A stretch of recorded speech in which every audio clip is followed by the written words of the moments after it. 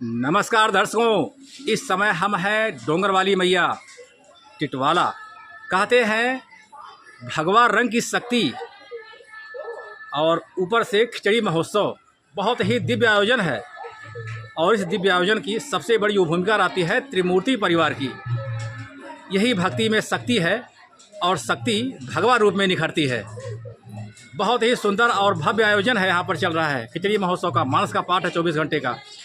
और हमारे साथ आज एक ऐसा टैलेंट जुड़ गया है जिसका मानस भागवत और ऐसा टैलेंट जिसकी कोई लिमिट ही नहीं है। उम्र 10 साल लेकिन टैलेंट अद्भुत और अप्रतिम। पहले जानेंगे आपका शुभ नाम एक संक्षिप्त परिचय के साथ। मेरा नाम माधव पांडे है और मैं मीरठ मुंबई से हूँ और मैं बिहार का भी रहने वाला हूँ। अच्छा, तो क्या सुनाने वाले आप हैं? आज का विषय है श्री कृष्ण का संदेश और गीता का ज्ञान। गीता का ज्ञान। भगवान श्री कृष्ण मैया यशोदा गीता का ज्ञान। जब भगवान श्री कृष्ण कौरवों के पास गए तो उन्होंने कौरवों से कहा कि जब आधा राज्य नहीं दे सकते तो केवल 5 ग्राम ही पांडवों को दे दीजिए। तो दे दो केवल 5 ग्राम, रख लो अपनी धरती तमाम। हम वही खुशी से खाएंगे, परिजन पे हंसी न उठाएंगे। भगवान ने दुर्योधन से कहा कि हम उसी में पांडव को मना लेंगे और भीषण विध्वंस से तुम्हें बचा लेंगे। पर होना क्या था, जब नाश मनुष्य पर छाता है पहले विवेक मर जाता है। दुर्योधन ने भगवान को बहुत अपमानित किया और बोला कि अरे जाग वाले, अपने पांडवों के पास जाकर के कहना कि मैं बिना युद्ध के एक सुई की नोक तक की जगह नहीं दे सकता।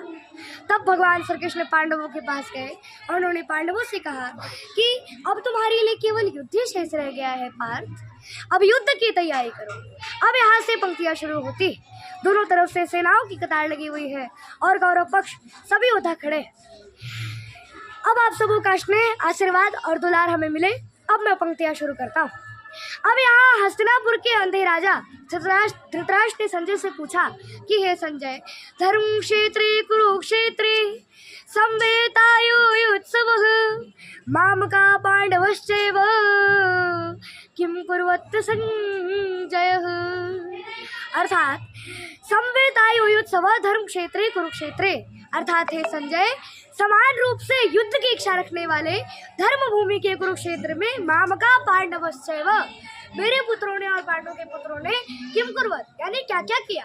The blind king of Hastinapur Dhritarashtra said Sanjay, O Sanjay, gathered of the mind of Kurukshetra, what did my sons and sons of Pandavas do? Then Sanjay said, तब संजय ने कहा कि तलवार धनुष और पैदल सैनिक कुरुक्षेत्र में खड़े हुए रक्त पिपासु महारथी एक दूसरे सम्मुख खड़े हुए। कई लाख सेना के सम्मुख पांडव बाज पिचारे थे। एक तरफ थे सब योद्धा और एक समय के मारे थे। महासमर की प्रतीक्षा में सारे ताक रहे थे जी, और पार्थ के रथ को स्वयं के शव हाँक रहे थे जी, रणभूमि के सभी नजारे देखने में कुछ खास लगे। माधव ने अर्जुन को देखा, अर्जुन मुझे उदास लगे। कुरुक्षेत्र का महासमर एक पल में तभी सजा डाला। 5 जने उठाकर उसने मुंह से लगा बजा डाला। हुआ शंखनाद जैसे ही सबका गर्जन शुरू हुआ, रक्त बिखरना हुआ शुरू और सबका मर्दन शुरू हुआ। कहा कृष्ण उठ पार्थ और एक आंख को मीट जरा, गांडी पर रख बाणों को और प्रत्यंता खींच जरा। अब यहाँ विडंबना तो देखिए कि दोनों तरफ से सेनाओं की कतार लगी हुई है और कौरव पक्ष सभी योद्धा खड़े। अब यहाँ अर्जुन को मोह ने भ्रमित कर लिया है कि अब किस पर बांध जाए, सभी तो मेरे अपने। हे केशव, मेरे हाथ से गांडी छूट रहा है, मेरा शरीर थरथरा रहा है, मेरा मुख सूख रहा है, मैं क्या करूं। तब भगवान श्री कृष्ण ने अर्जुन से कहा कि हे पार्थ, श्रीमद् भगवत गीता की 2वें अध्याय के 37वां श्लोक में भगवान श्री कृष्ण अर्जुन से कहते हैं कि हे अर्जुन, हतो वा प्राप्यसि स्वर्गम जित्वा वा भोक्ष्यसे महिम तस्मात् उत्तिष्ठ कौन्तेय युद्धाय कृतनिश्चयः। अर्थात हे अर्जुन, यदि तुम वीर गति को प्राप्त होते हो तो तुम्हें स्वर्ग मिलेगा, और यदि तुम विजयी होते हो तो तुम धरती का सुख भोगोगे। इसलिए हे कौन्तेय, उठो और निश्चय करके युद्ध करो। Bhagavan Sri Krishna said Arjun, "O Arjun, if you fight, you will either be slain on the battlefield and go to the celestial abode, or you will gain victory, then enjoy the kingdom on earth. Therefore arise with a determination, O son of Kunti, and be prepared to fight. Or whenever there is decline in righteousness and an increase in unrighteousness, O Arjun, at that time I manifest myself on you." कहा कृष्ण उठ पार्थ, अरे कांख को मीच जरा, गांडी पर रख बाणों को और प्रतीक्षा खींच जरा, आज दिखा दे रणभूमि में योद्धा की तासीर, यहाँ इस धरती पर कोई नहीं अर्जुन जैसा वीर। सुनी बात माधव की तो अर्जुन का चेहरा उतर गया, मानो एक धनुधारी की विद्या मानो चुहंग उतर गया। बोले पार्थ सुनो का रहा, ये जितने भी गुरुजन खड़े हुए हैं इन सब से ही तो सीख कर हम पांचों भाई बड़े हुए हैं। इधर खड़े बाबा विष्णु ने हमको गोद खिलाया है, गुरु द्रोण ने धनुष बाण का सारा ज्ञान सिखाया है। सभी भाई पर प्यार लुटाई कुंती माँ तो हमारी ने, लेकिन कभी नहीं कोई छोड़ी थी बड़ी माता गांधारी ने, बड़ी माता गांधारी ने। ये जितने भी गुरुजन खड़े हुए हैं सभी पूजने लायक है, मारा दुर्योधन और दुशासन थोड़े से नालायक है। अरे मैं अपराध क्षमा करता हूँ, बेशक हमें छोटे हैं, अरे जैसे भी आखिर माधव, आखिर सब ताऊ के बेटे थे, और छोटे से विभाग की खातिर हिंसक नहीं बनूंगा मैं, सड़ता के इतने बड़े राज्य का विध्वंसक नहीं बनूंगा मैं। अरे खून सने हाथों की होता राजभोग अधिकार नहीं, अरे परिवार मार कर अगर गद्दी मिले तो सिंहासन स्वीकार नहीं। और रथ पर बैठ गया अर्जुन, मुंह माधव से मोड़ लिया, आंखों में आंसू भरकर गांडीव हाथ से छोड़ दिया। गांडीव हाथ से छूटा तो माधव भी कुछ अकुलाए थे। भगवान ने सोचा कि रिश्ते तो मेरी बेइज्जती करवा दी, इससे अच्छा होता कि मैं शंकरादि नहीं करता, लेकिन भगवान किसी से बेइज्जती स्वीकार नहीं करते। भगवान ने सोचा कि इसने सब कुछ जा रहा है पर फिर भी परिवार की बात कर रहा है, लगता है इसमें कुछ ना कुछ मेरा संस्कार है। गांडीव हाथ से छूटा तो माधव भी कुछ अकुलाए थे, जिस पार पर गर्व हुआ मन ही मन हर्षाए थे। मन में सोच लिया अर्जुन की बुद्धि ना सटे नहीं दूंगा, समर भूमि में पार्थ को कमजोर नहीं पड़ने दूंगा। धर्म बचाने की खातिर एक नव अभियान शुरू हुआ, उसके बाद जगत गुरु का गीता ज्ञान शुरू हुआ। एक नजर में रणभूमि के कंगन डोल गए माधव। अरे टकटकी बांध कर देखा तो अर्जुन एकदम बोल गए माधव कि पार्थ मुझे पहले बतलाते, मैं संवाद नहीं करता, तुम सारे भाइयों की खातिर कोई विवाद नहीं करता। पांचाली के तन पर लिपटी साड़ी खींच रहे थे वो, दोषी वो भी उतने ही थे, जबड़ा बीत रहे थे वो। घर की इज्जत तड़प रही, कोई तो टुक नहीं बोले। अरे पात्र वधु को नग्न देखकर गंगा पुत्र नहीं बोले। तुम कायर बनकर बैठे हो, ये बात बड़ी बेशर्मी है। तुम संबंध उसी से निभा रहे जो लोग यहाँ धर्मी है। हे पांडुपुत्र के धर्म का कैसा कर्ज उतारा है। शोले होने थे आंखों पर बहती जल की धारा है। गांडीव उठाने में पार्थ जितनी भी देर यहाँ होगी, इंद्रप्रस्थ के राजभवन में उतनी अंधेर वहाँ होगी,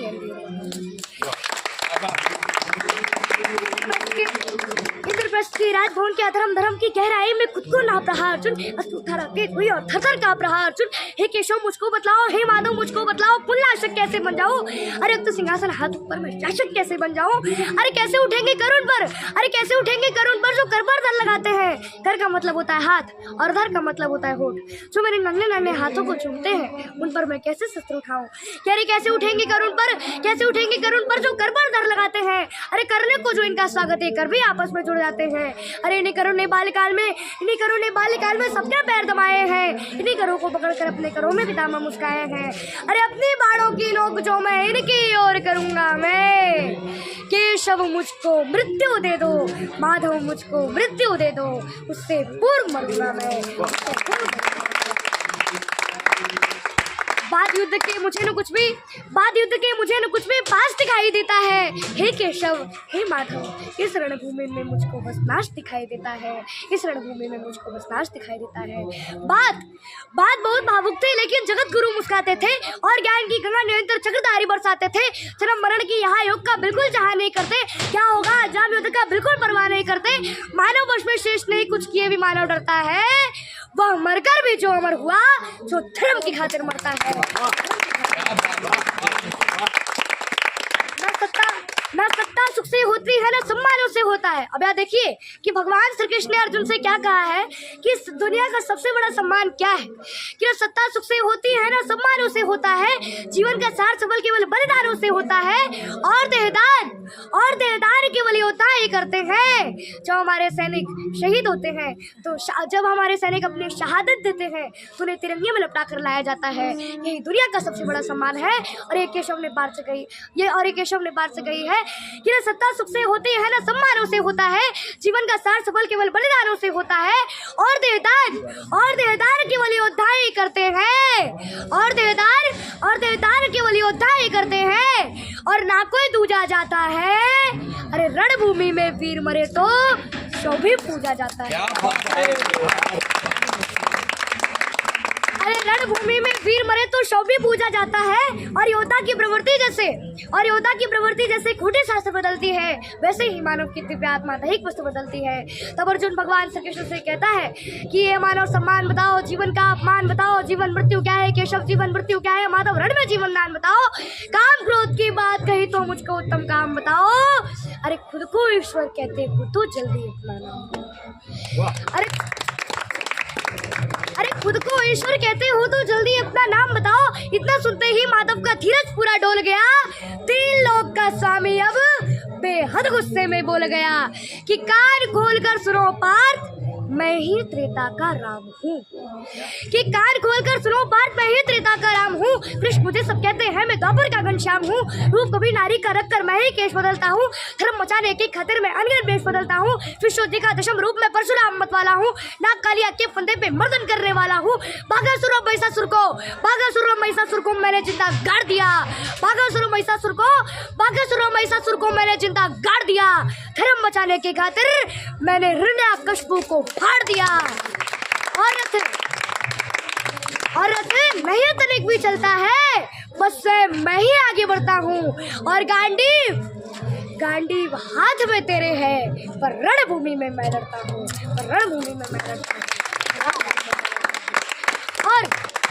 और जैसे ही मेरे माधव का थोड़ा सा करबड़ा हुआ, जब ऐसा मासा था, अर्जुन एकदम रथ से खड़ा हुआ। माँ गीता के ज्ञान से अर्जुन के हृदय पर प्रहार हुआ। मृत्यु के आलिंगन हेतु फिर अर्जुन तैयार हुआ कि जिसके यहाँ धर्मी है चुनकर उसे सजा दूंगा। इतना रक्त बहाऊंगा कि धरती के प्यास बुझा दूंगा। जिधर बाण चले पार्थ के सब पीछे हट जाते थे, रणभूमि कूनी लाशों से पट जाते थे। धर्मराज के शीश के ऊपर राज मुकुट की छाया थी। भगवान ने कौरवों से पांडवों की विजय प्राप्त करवा दी और युधिष्ठिर का राज्याभिषेक हुआ कि धर्मराज के शीश के ऊपर राज मुकुट की छाया थी। पर ये सारी दुनिया जानती थी ये बस केशव की माया थी, ये बस माधव की माया थी। और धर्म की आस्था भी जिसने दाता दया निधान की जय, हाथ उठाकर सब मिल बोलो चक्रधारी भगवान की जय, चक्रधारी भगवान की जय।